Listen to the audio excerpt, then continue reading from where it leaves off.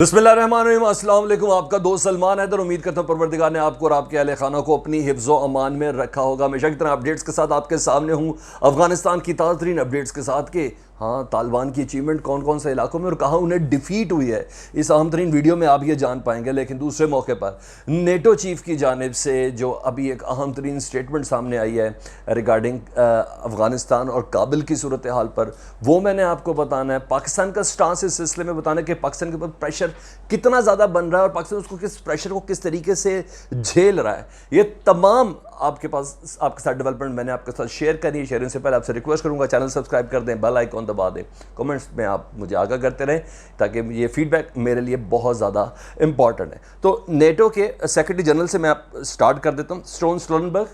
अच्छा, उन्होंने स्टेटमेंट दी ऐसे मौके पे कि जब मंडे के दिन ना नेटो के सरबराही इजलास है जिसमें मुद्दा और एजेंडा कोई नहीं है, सिर्फ और सिर्फ अफ़गानिस्तान है कि अफ़गानिस्तान से जो अमरीकी फ़ोर्सेस और नेटो फोर्सेस का जो इनखला है ना, उसके बाद की जो सूरत हाल है ना, वो बहुत बिगड़ती हुई नज़र आ रही है, होते हुए नज़र आ रहा है। फ्यूचर टेंस नहीं है, प्रेजेंट टेंस है।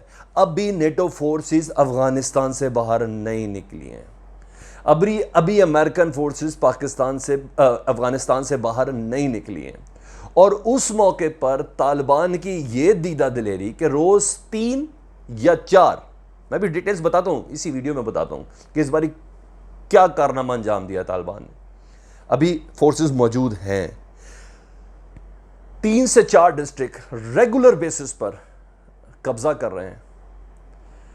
रोज़ की बुनियाद पर अफ़गान फौजी सरेंडर कर रहे हैं अपने असलहे समेत, भारी असलहे समेत, तोप खानों समेत, टैंक समेत, और ये तमाम चीज़ें उस मौके पर कि जब अभी दुम है अमेरिका और नेटो की अफ़गानिस्तान में।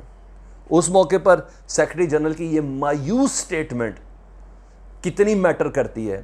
ऐसे मौके पर जब वो ये कह रहे हैं कि मंडे को इजलास से पहले कि हम डिस्कस ज़रूर करेंगे, लेकिन वो ये कह रहे हैं कि बेशक अफ़गानिस्तान में हमारी मिलिट्री प्रेजेंस नहीं रहेगी, लेकिन हम अफ़गान फोर्सेस की सपोर्ट जारी रखेंगे और हमें चैलेंजेस का अंदाज़ा है।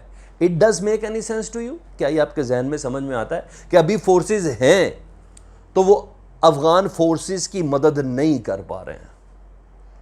अभी अमेरिका और नेटो मौजूद है, 11 सितंबर की डेट नहीं आई है, तो वो अफ़गान फोर्सेस की मदद नहीं कर पा रहे, तो उनके जाने के बाद क्या करेंगे? अफ़गानिस्तान की सराउंडिंग जितनी स्टेटमेंट है, एक्सेप्ट पाकिस्तान भी, पाकिस्तान को बाद में लेकर, उनमें से किसी भी मुल्क ने अमेरिका को बेस देने से इनकार कर दिया कि हम अफ़गानिस्तान के लिए अपनी बेस नहीं देंगे। डेफिनेटली इसमें रूस का अहम तरीन किरदार है। रूस कभी भी नहीं चाहेगा कि हमारे इतने करीब अमेरिका की कोई बेस मौजूद हो, क्योंकि पाकिस्तान की जानिब से शट अप की कॉल आई है और इस शट अप की कॉल पे रूस की सपोर्ट है पाकिस्तान को, चीन की सपोर्ट है पाकिस्तान को, और सबसे बड़ी बात, पुरअमन अफ़गानिस्तान पाकिस्तान देखना चाहता है।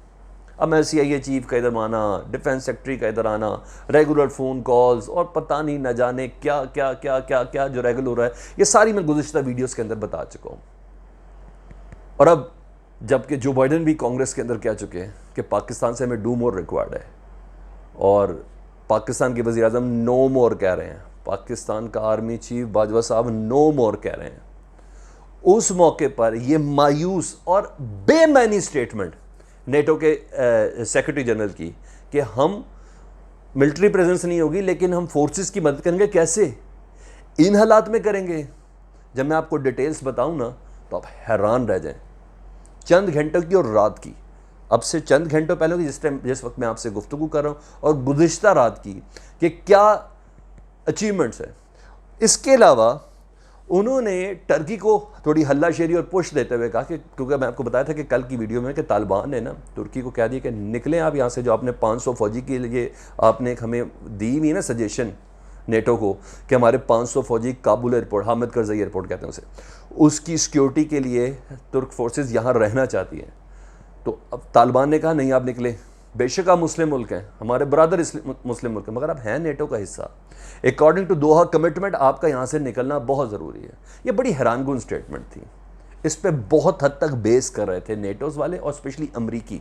जो बाइडेन इस पे बहुत ज़्यादा बेस कर रहे थे, और कुछ भी कहें तुर्की भी इस पे बहुत ज़्यादा बेस कर रहा था, क्योंकि नेटो के इस मीटिंग में जो पीर को होनी है, मंडे को होनी है, इसमें रजब तैयब अर्दोआन की जो बाइडेन से मुलाकात भी होनी है।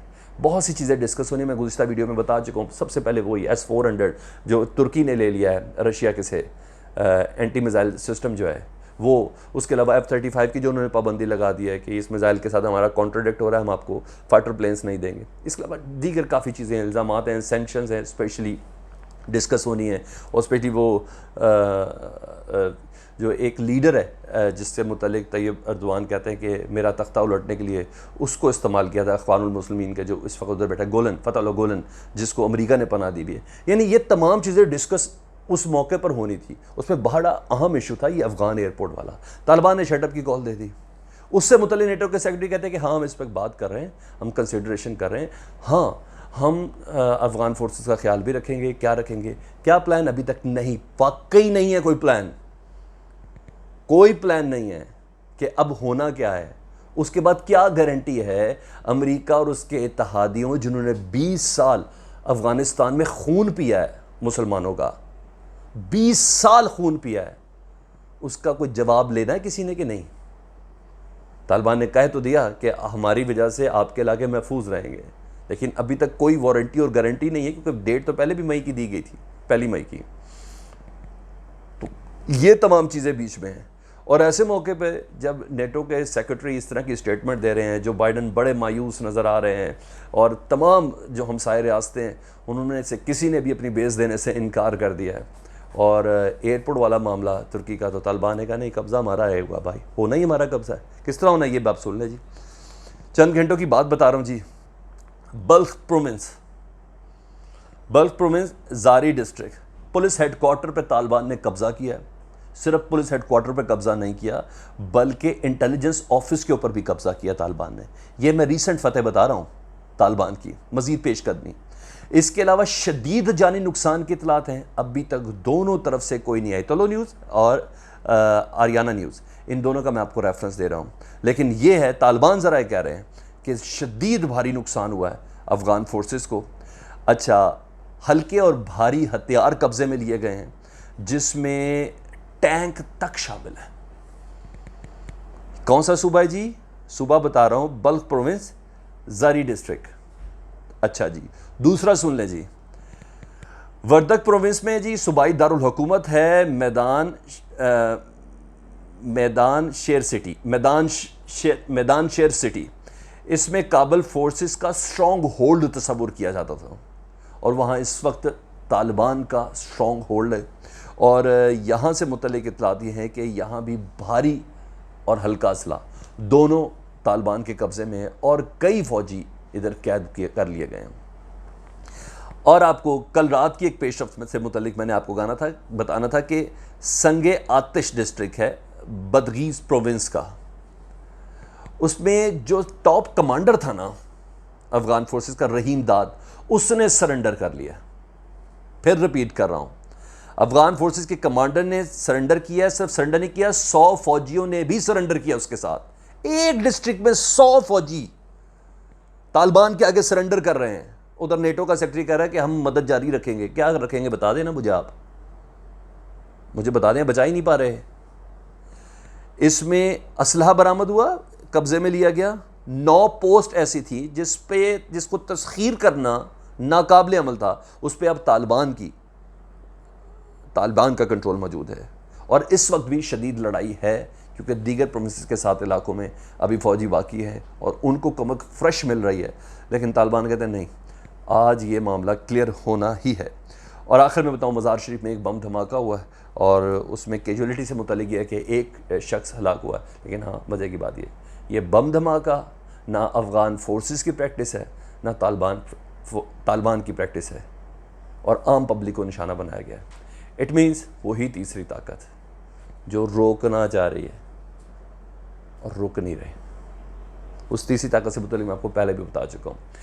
वीडियो समझ में आई हो, पसंद आई हो तो प्लीज़ काइंडली सब्सक्राइब कर दें चैनल को। अपना बहुत ज़्यादा ख्याल रखिएगा। अल्लाहुम्मा सल्ली अला मुहम्मदिन व आले मुहम्मद।